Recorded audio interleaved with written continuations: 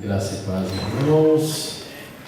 Bem-vindos de volta depois de uma semana de férias. Engraçado, né, ter essa pausa, né? Eu não me lembro de termos tido uma dessa. Mas a igreja inglesa precisou usar o templo mas sobrevivemos, né? Porque andamos na paz com o Senhor. Então isso é bom. Mas bom também estar de volta. Então vamos abrir nossas Bíblias no livro de Salmo, capítulo 92. Nós vamos hoje ler o salmo inteiro, porque é um salmo pequeno. Mantenha a sua Bíblia aberta. Salmo 92.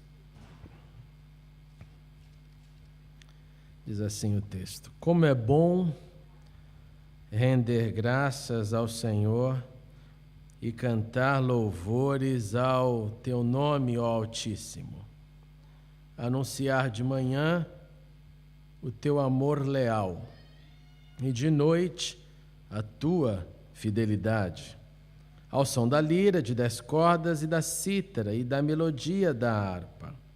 Tu me alegras, Senhor, com os teus feitos. As obras das tuas mãos levam-me a cantar de alegria.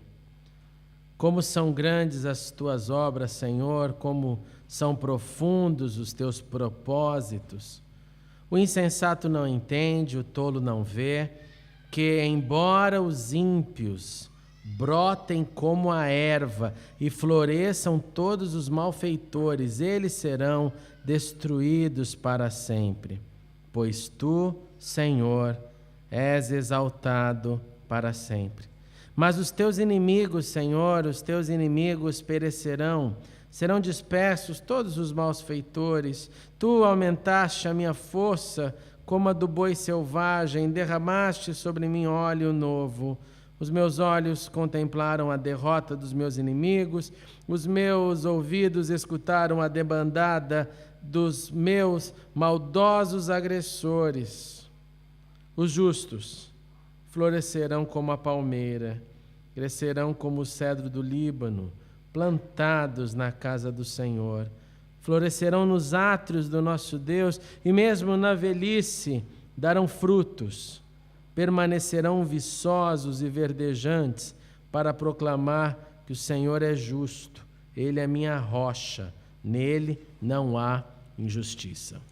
Vamos orar uma vez mais. Pai, obrigado pela tua palavra, obrigado por estarmos de volta neste local onde temos nos encontrado, reunidos como família que pertence a ti. E nós te agradecemos por nos trazer de volta na tua santa paz. E agora, Deus, nós te suplicamos, vem, Santo Espírito, e abre a nossa mente, o nosso coração, a nossa atenção, para que possamos extrair da tua palavra que é verdade, a tua voz e aquilo que o Senhor quer falar e transformar em nós nesta noite, em nome de Jesus. Amém e amém. Irmãos e irmãs, todos nós estamos diariamente escrevendo uma história com as nossas ações, com as nossas decisões, com a nossa inércia e com as nossas atitudes. Eu era ainda, acho que entre adolescente e jovem, alguma coisa naquele meio, e eu recebi uma vez uma carta da minha tia. E foi uma surpresa tremenda para mim, porque eu acho que ela nunca tinha escrito uma carta para mim. Foi meio cartão-carta, porque era muito longo. E naquele dia ela escreveu um monte de detalhes que eu nem imaginava que ela sabia sobre a minha vida. Depois você cresce um pouco, você descobre que é normal, né? As irmãs se falarem. É claro que ela então conversava com a minha mãe contava as coisas para ela, como qualquer um de nós faríamos, como eu faço hoje com a minha irmã mais velha, quando eu falo com ela, a gente se fala de toda a família, comenta, né, do que está acontecendo. E ela escreveu dessa forma: você está escrevendo um livro com a sua vida. E aí ela começava a descrever o que eu estava escrevendo naquele livro. E eu confesso para vocês que foi um choque, porque daí eu parei para pensar e falei, meu Deus, alguém, tudo bem, é da família, mas alguém está prestando atenção naquilo que eu estou fazendo com a minha vida. com as minhas ações, com as minhas atitudes, o que eu estou deixando, o que eu estou perpetuando e o que eu não estou fazendo. E desde lá, eu comecei a prestar atenção nessa vida que eu escrevo, nesse livro que eu escrevo. Então, a nossa vida é um diário.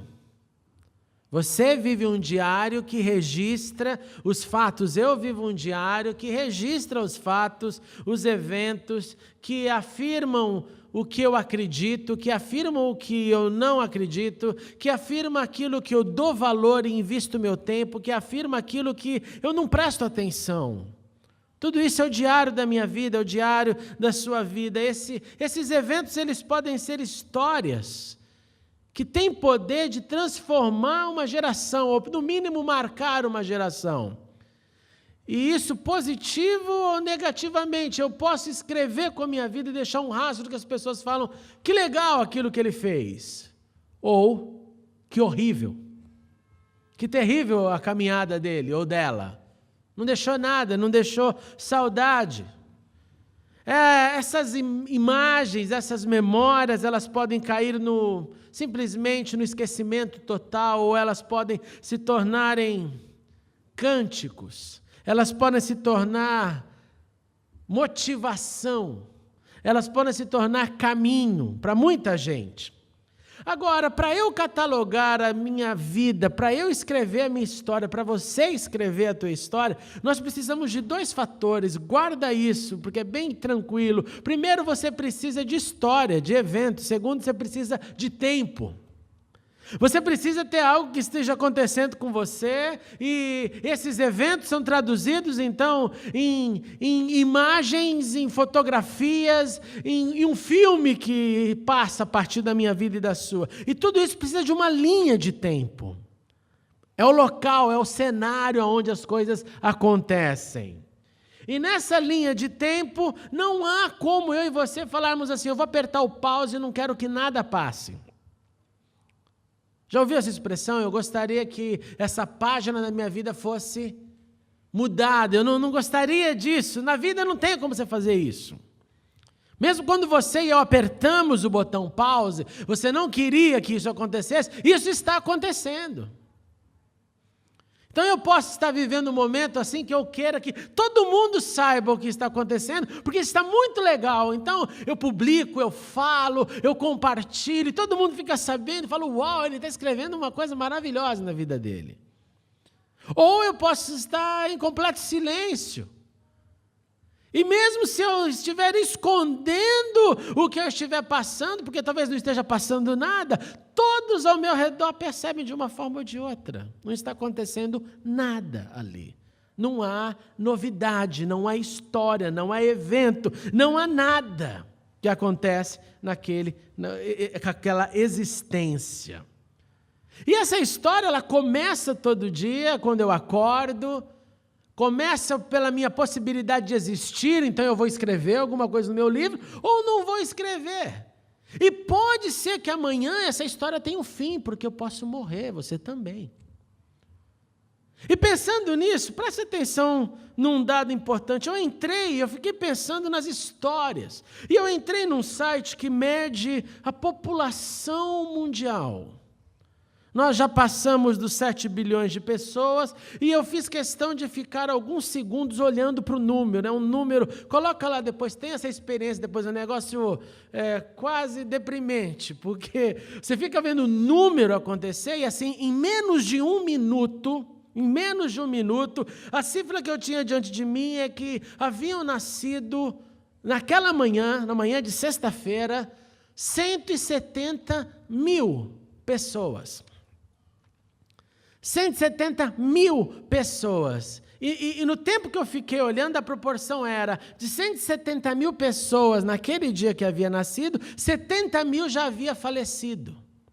E esse número, é claro, crescia. Se ficasse lá o dia inteiro, é uma loucura. Mas para você ter uma ideia, nós estamos falando de um mundo que nascem mais ou menos, quase, as estatísticas dizem, quase 3 bebês por segundo.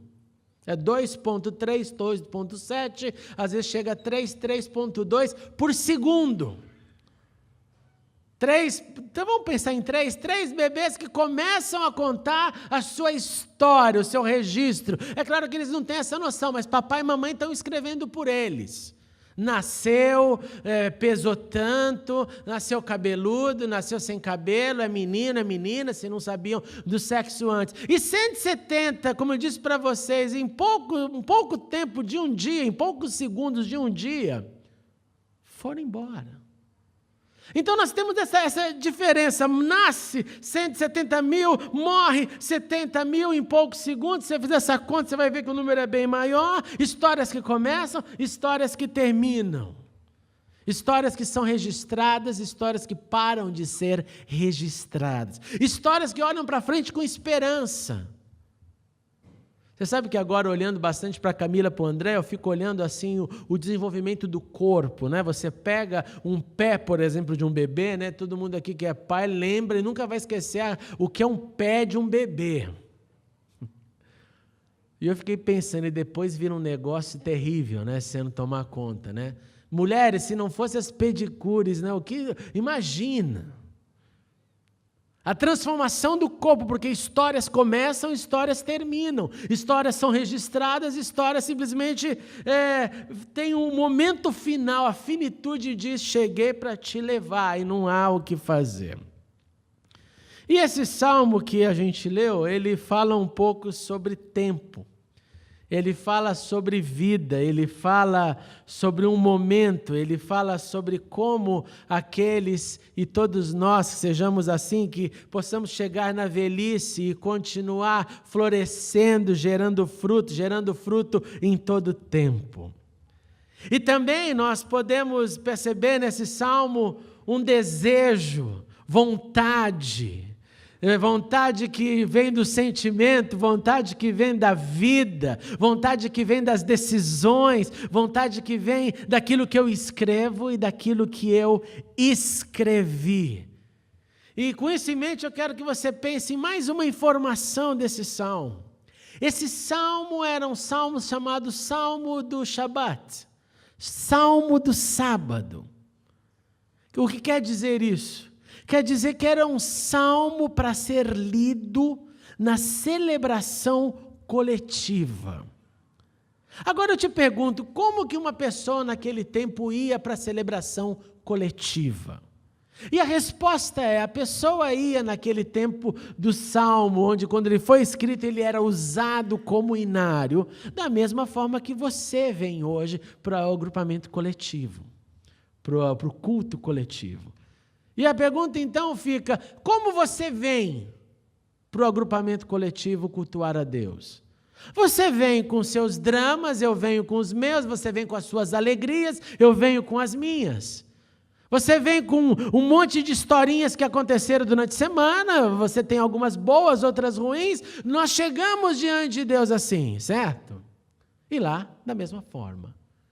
E eu pergunto então para o texto, e pergunto para você, por que então precisava de um guia para que quando eles chegassem diante de Deus, eles todos fossem canalizados para uma mesma direção, e não deixasse a minha alegria ser um momento de festa no meu culto, e a sua tristeza um momento de depressão, porque você está triste. E aí o salmista começa então, dá para a gente um modelo. E eu acredito que esse salmo é um modelo, então, para como o justo que deseja florescer em todo o tempo, como o justo que queira viver em todo o tempo, escrevendo uma história, ele deve chegar diante de Deus. Se você fechou sua Bíblia, abra de novo. Olha lá no início. Ele começa dizendo, como é bom render graças ao Senhor, cantando louvores, anunciando desde a manhã, desde o período da manhã, o amor e a lealdade de Deus, e à noite a lembrança da sua fidelidade. Ele está dizendo, quando nós nos reunimos então no agrupamento coletivo, vamos nos lembrar desde de manhã o amor de Deus, a lealdade de Deus, e vamos continuar celebrando isso até a noite. Quando chegar a noite, lembre-se da fidelidade dele. Mas eu te pergunto, todo mundo então lá estava feliz? Ninguém lá tinha problema? Ninguém lá podia estar diante de um drama. E a resposta é claro que muitos estavam. Talvez, eu acho que eu posso até dizer que a grande maioria. Porque se você imagina todos os conflitos que Israel viveu, eram altos e baixos o tempo inteiro. Mas o salmista está dizendo, não, olha, o nosso modelo vai ser, chegue com graças para Deus. Fale, Senhor, eu quero te agradecer, eu quero te louvar por tudo que o Senhor fez. Eu quero lembrar desde o primeiro ar que eu respirar de manhã, quando eu for começar a escrever a minha história, eu quero te render graças. A impressão que eu tenho é que o salmista tenta dizer assim, olha, para você não cair naquela de levantar com o pé esquerdo, dizendo, acordei mal. Sintonize com Deus desde o início. Sintonize desde o primeiro momentinho para que a coisa tenha chance de escrever uma história diferente. Ele continua dizendo e confirmando a alegria que ele tinha. Ele diz que ele tinha sua alegria porque o Senhor agia em seu favor e isso o fazia cantar. Quando que nós cantamos de alegria?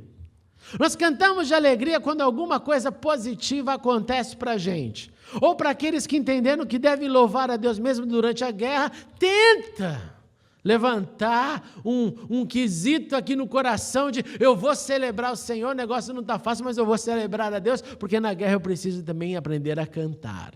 Mas nós cantamos espontaneamente de alegria se eu escuto uma boa notícia. O que faria você hoje cantar de alegria, assim, loucamente, espontaneamente, dizer, uau, ouvi isso, então agora eu posso celebrar. Cada um tem algo na sua mente que faria você cantar de alegria. Poderia ser uma notícia que você está esperando há muito tempo, um fim de uma doença, o fim de uma dor, uma novidade, às vezes uma novidade que aparece e fala, uau, isso foi legal, isso aconteceu.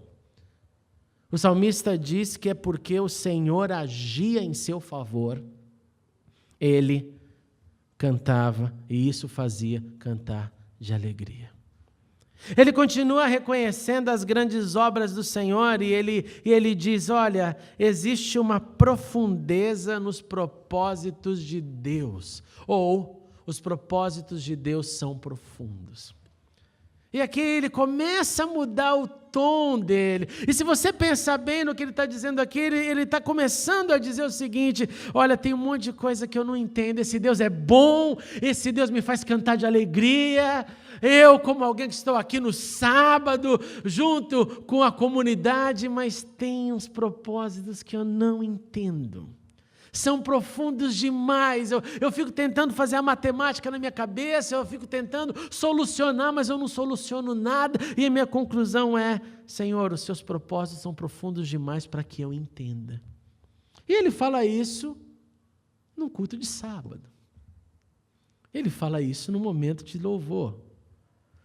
Aí ele vai descendo a ladeira um pouco mais, ele fala assim, o negócio é o seguinte, o mal está crescendo, hein? Hoje eu limpei o meu jardim e tive que arrancar todas as ervas daninhas. Você fica desesperado de ver como elas crescem rápido. E o salmista usa essa linguagem.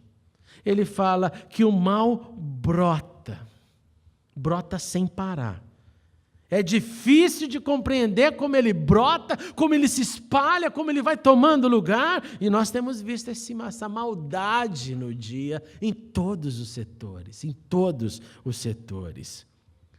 Mas o salmista prefere também trazer à sua mente a sua consciência de que o mal terá fim. É dramático isso, porque é como eu e você olharmos as notícias, e as notícias são chatas ultimamente, né? Você fica vendo aquilo. Se você não tomar cuidado com o noticiário que você escuta, é do início ao fim só desgraça. Eu lembro uma época que um jornal, era um jornal magazine, assim, decidiu que o jornal magazine dele só traria notícias boas. Eu não preciso dizer para vocês que faliu. Primeiro porque ninguém comprava, as pessoas queriam ouvir o que está acontecendo. Meu primeiro trabalho foi numa banca de jornal, eu era uma criança. E eu lembro que tinha gente que olhava para mim e dizia assim: você tem o Jornal do Sangue? Aí a primeira vez que eu vi isso, eu falei: esse cara deve ser um crente fanático. Jornal do Sangue? Eu já imaginei o sangue de Jesus. Eu não estou entendendo, senhor, eu sou novo aqui, Jornal do Sangue. Não, eu quero assim, o Notícias Populares, filho, é o Jornal do Sangue. Aí eu lembro que eu peguei o Notícias Populares, dei para ele, não sei nem se existe esse jornal ainda lá no Brasil. Aí ele pegou assim, ó. Nossa, fulano mata ciclano, esse tá do jeito que eu gosto. Deixa eu chacoalhar o sangue, filho, deixa eu chacoalhar o sangue. Eu achei que ele estava fazendo uma piada, porque ele viu que eu era novo ali, né? Mas todo santo dia, de madrugada, porque eu abri a bendita da banca, ele estava lá: o do sangue já chegou. E queria ver morte, destruição, explodiu não sei aonde. Era o prazer da manhã dele, era ler o Jornal do Sangue. Parece que notícia mó atrai, não é verdade? Qual que mais a gente compartilha, o terror ou o que foi bom? Se eu falar para você que 300 baleias foram salvas dos caçadores do Japão, não rola. Mas se eu falar para você que as urnas foram sabotadas na eleição, aí o sangue cresce. Mas fala da baleia lá, baleia. Não quero nem saber da baleia. Porque a gente tem essa ligação, mas com esse lado. Então é muito relevante o salmista dizer assim: olha, o mal está crescendo, ele brota mesmo, é um negócio horrível. Mas a minha concentração é que ele vai ter fim. E ele vai ter fim porque o Senhor controla todas as coisas.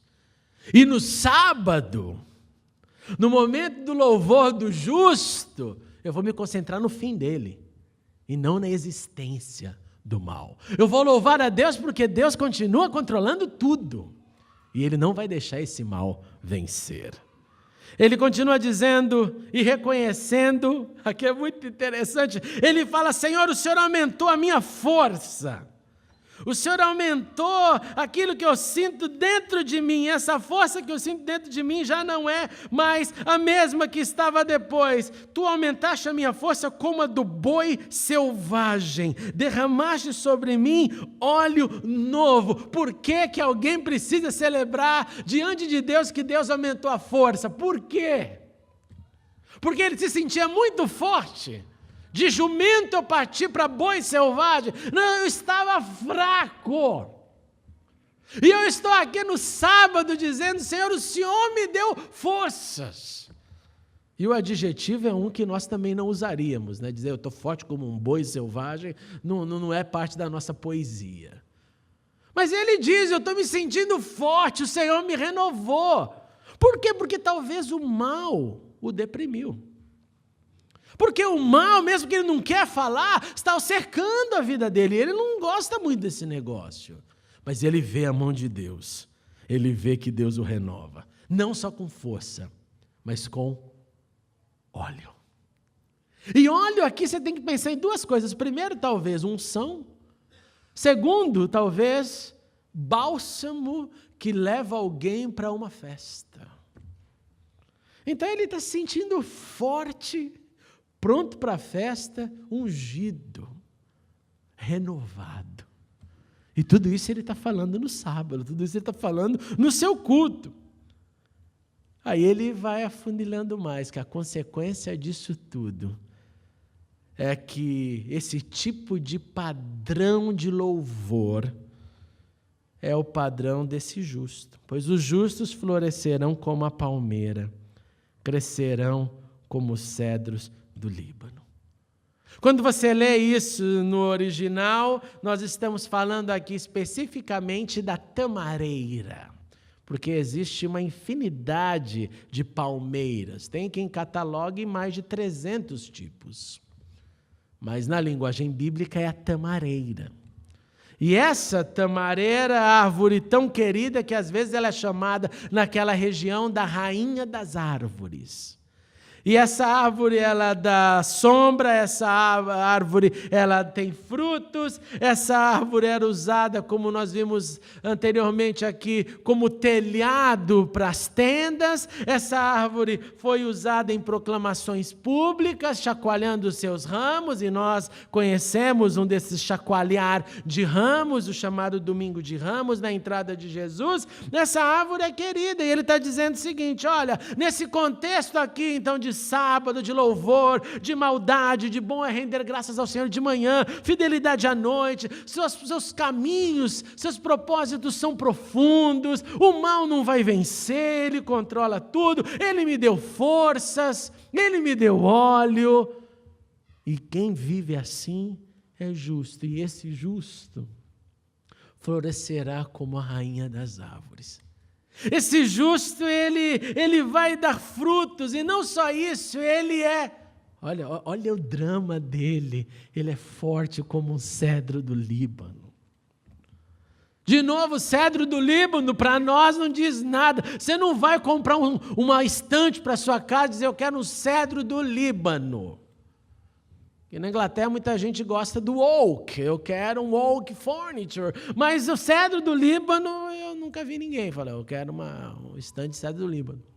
Mas cedro do Líbano é parte do madeiramento que foi usado para construir o templo. Então ele está dizendo que o justo é alguém que é como a melhor das árvores, que é alguém tão forte como o material que construiu o lugar sagrado. E tem mais, e era perfumado, porque o cedro tinha perfume, sinal de força, durabilidade. E ele diz que esse justo, ele mesmo na velhice, ele vai continuar frutífero, ele vai continuar forte, ele vai continuar viçoso, ele vai continuar verdejante, em outras palavras, ele vai continuar vivo. Ao contrário de se sentir, estou idoso, a velhice chegou até mim, eu não tenho mais força. Não é assim o discurso de muitos? Quando eu era mais jovem, ele está dizendo o contrário. Ele está dizendo, ele vai continuar da mesma forma. E aí ele faz as suas últimas considerações, que para mim tem um significado maravilhoso, porque ele diz, plantados na casa do Senhor. Ele permanecerá plantado na casa do Senhor, ele permanecerá nos átrios do Senhor, e eu te pergunto, quem é que fica plantado na casa do Senhor? E a resposta é aquele que decidiu assim ficar. Aquele que decidiu, eu vou fazer da minha vida até que na minha velhice eu esteja plantado na casa do Senhor. Para que eu tenha comunhão com Deus, para que eu tenha comunhão com os irmãos, para que eu viva o benefício da coletividade, para que o mal que eu vejo, as tristezas que eu vejo, as lutas que eu enfrento, o dia da minha fraqueza, quando vem até mim, não sejam maiores do que a minha fé, o meu caminho e o caminho que eu escolhi um dia a seguir. E Ele vai fazer tudo isso proclamando que o Senhor é justo, Ele é a minha rocha e nele não há injustiça. Irmãos, eu e você podemos ler um salmo e falar assim, que poesia bonita, que legal. Mas eu e você podemos ler um salmo como aqui lemos, dizendo, Senhor, me ajuda a entender que modelo que esse salmista está tentando passar para a gente. E a conclusão que eu chego é que o salmista tenta dar para a gente um quadro de um formato para estar perante Deus, não só no sábado. E é por isso que ele termina com essa história do justo na velhice e o seu comportamento. Se não tivesse esse verso aqui nesse salmo, eu diria assim para você, gente, ele está falando aqui de regras de conduta somente para o culto, para o agrupamento coletivo. Mas do nada ele vem e fala, olha, no final da vida de alguém, porque a velhice é o início do final da vida de alguém, não é o início, não é a flor da idade. Esse vai continuar com as mesmas características que eram aqui manifestadas aos sábados. O render graças, a gratidão, a força, a renovação, vai continuar, e vai continuar na velhice, e ele vai continuar dando frutos. Em outras palavras, o justo dá fruto o tempo inteiro. O justo floresce o tempo inteiro. Ele não está dizendo também que é somente na velhice que alguém deve dar fruto, não, é o tempo inteiro, já que ele está ali no sábado, no ambiente do culto, trazendo todas as informações, e chega até a velhice confirmando, ainda na velhice, significa, é uma linha, é uma continuidade de florescer sempre, sem esperar as melhores condições, sem esperar o melhor momento. Eu vou frutificar o dia que eu tiver o melhor momento. Más notícias, você nunca vai frutificar. Você espera o melhor momento não vem, o melhor momento é hoje. O melhor momento é onde estou, o melhor momento é com o ar que eu respiro agora, porque se ele acabar, eu não vou ter um segundo momento amanhã. Imagine você se você receber essa notícia, hoje é seu último dia, você vai dormir essa noite e não vai acordar. E aí? Aí você fala, glória ao teu nome, Senhor, porque eu vivi como um justo, plantado na sua casa, contemplando a tua bondade de manhã até a noite. Eu via o mal, Senhor, mas eu confiava que o Senhor tinha controle de tudo e tem controle de tudo. Senhor, eu posso morrer agora, me leve, Senhor, porque nada muda no meu comportamento. Agora, não se equivoque pensando, o justo então é um santo, é uma pessoa que não tem defeitos, e o salmista está dizendo de uma classe de gente que nós nunca vamos chegar. Claro que não. Justo é gente como a gente, pecadores, mas que decidiram não andar de mão dada com o pecado.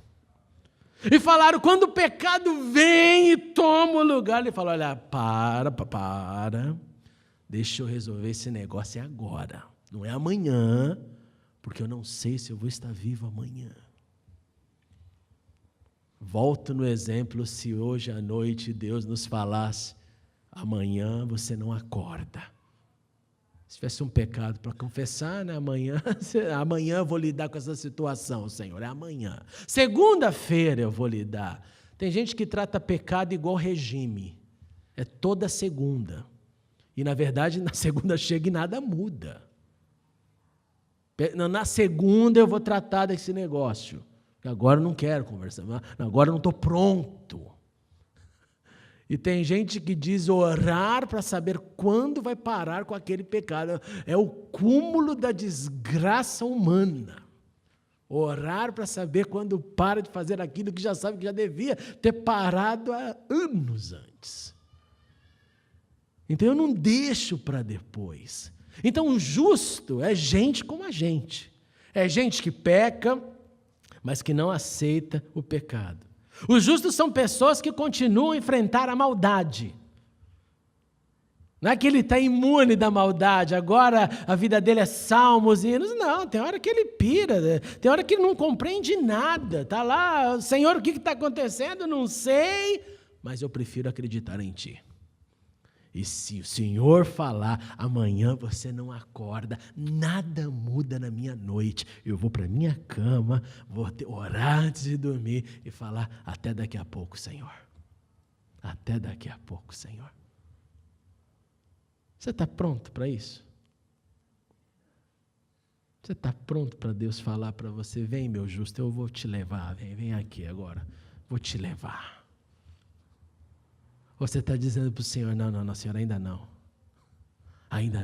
deixa isso para lá. Os justos envelhecem quando o Senhor da vida permite ele envelhecer. E quando o Senhor da vida permite um justo envelhecer, ele continua envelhecendo, fazendo tudo isso que o salmista nos ensinou. Rendendo graças. Do primeiro sol ao final do dia. Ele continua vivendo nos caminhos do Senhor. Edificado na casa de Deus. E eu te pergunto então, irmãos e irmãs, como anda a história da sua vida, história de justo?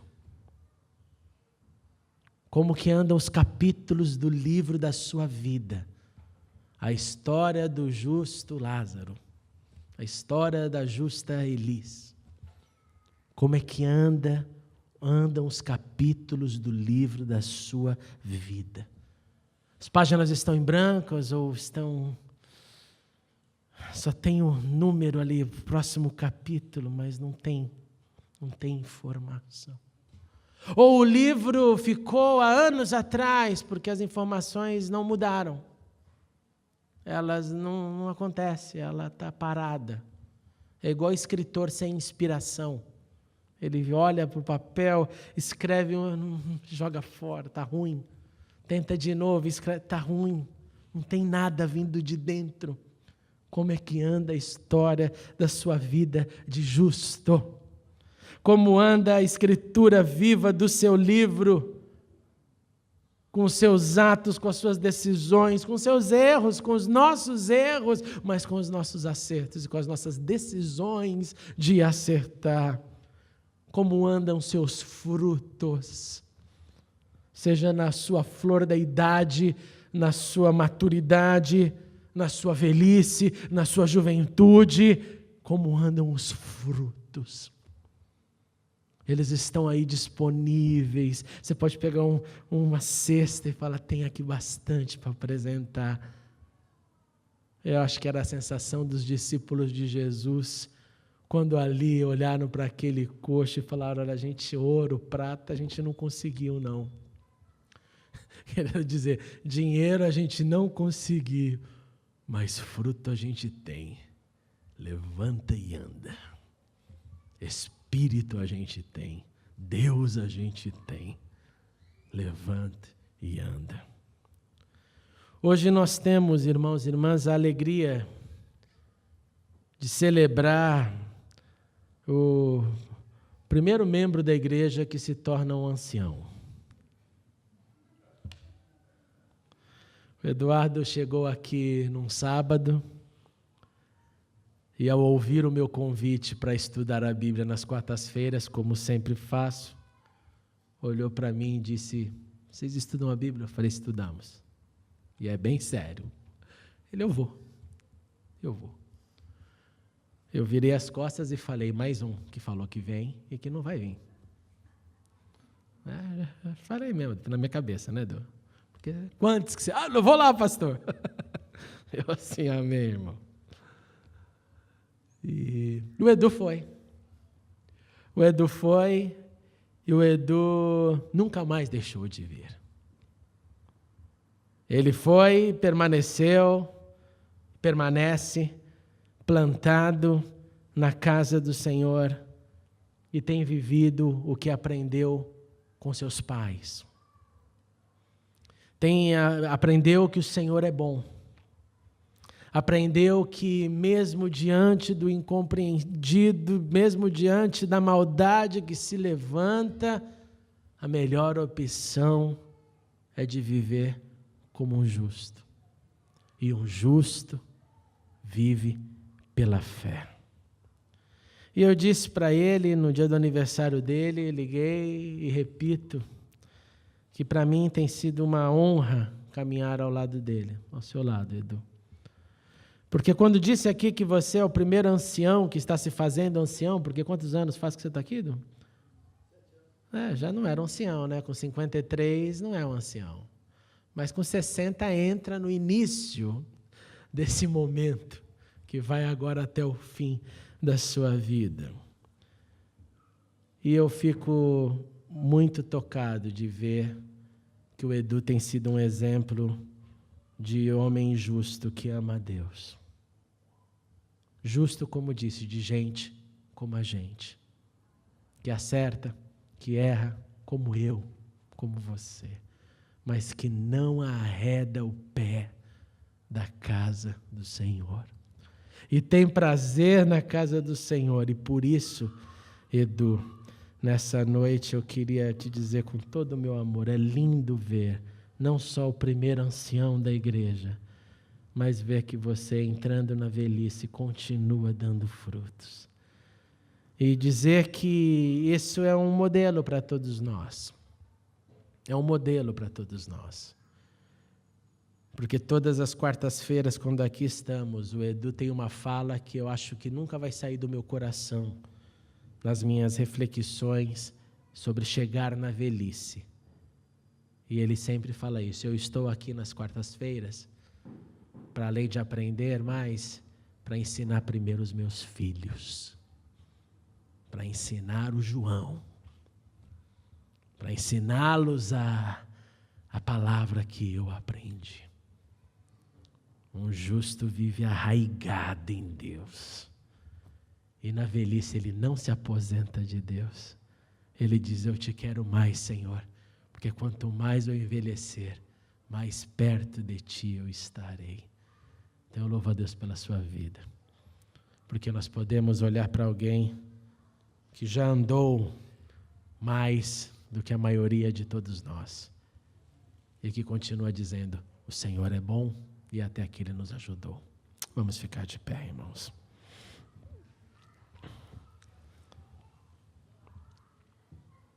Eu queria chamar o pastor Robson para vir aqui, por gentileza, orar por nós.